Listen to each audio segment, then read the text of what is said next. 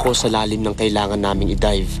Karangalan para sa akin, ang sumamang sisirin ang unmarked shipwreck ng linapakan. Kasama ang aming dive master, underwater archaeologist at Pinoy Adventures diving team. Umaasa akong makikita ko ang di umano'y lumubog na barko sa dagat ng Napilok. So we continued to move forward away from the rope, away from the marker, hoping na makita namin yung shipwreck. As you go straight forward, ganun pa rin, dark blue, walang masyadong corals, wala kang makikita.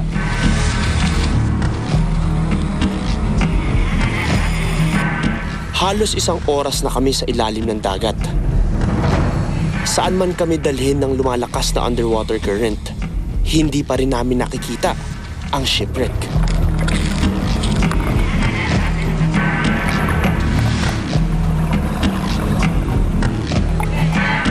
We only saw some mounds of sea sand, bottom sand.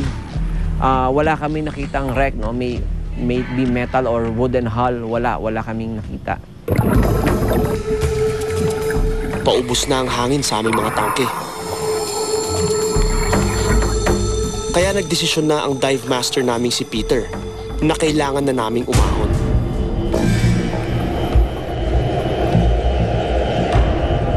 The choppy waves that for sure released the anchor because the boat went up and down and we keep the rope tight. But then with the divers hanging on the rope, that's how the anchor get lifted. And when the currents were actually pulling us out of the wreck, so away from the wreck, so that was the whole problem.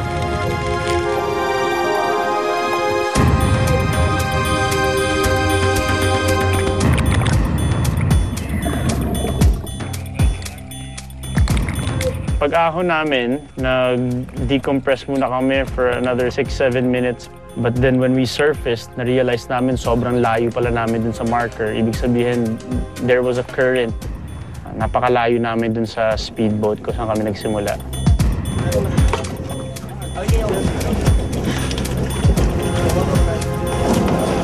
Nakaka-frustrate dahil nga nag-dive kami ng ganun. Pero syempre, you have to understand na hindi naman lahat ng dive will go your way. Medyo lightheaded pa ako, pero kanina talaga nahilo ako dahil nga malakas yung alon habang nandun kami sa surface ng water. Hinihintay namin yung boat, malakas yung alon, kaya medyo nahilo ako. Pero ngayon I feel better, pero still a bit lightheaded. Hindi namin nakita yung shipwreck. It was still an adventure for me dahil it's still an experience, once in a lifetime experience to go that deep. Almost 120, 130 feet kami. And to experience going to the abyss of the blue waters, talagang memorable para sa akin. And you know, sa diving kasi, hindi ka araw-araw swerte. And there will be days that, you know, the weather will be bad. Hindi araw-araw buenas sa diving.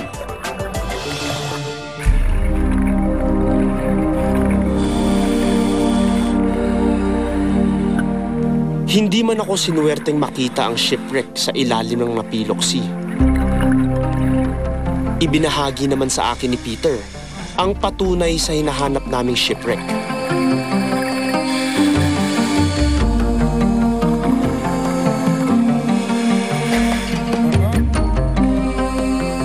But it's a cargo boat from the US and it is beautiful, covered with corals.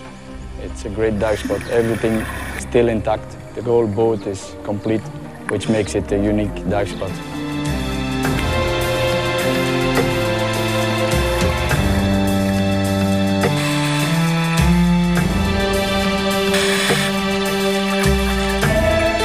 Sapat na dahilan nito para bumalik ako sa linapakan at makita ng sarili kong mga mata kung gaano ito kaganda.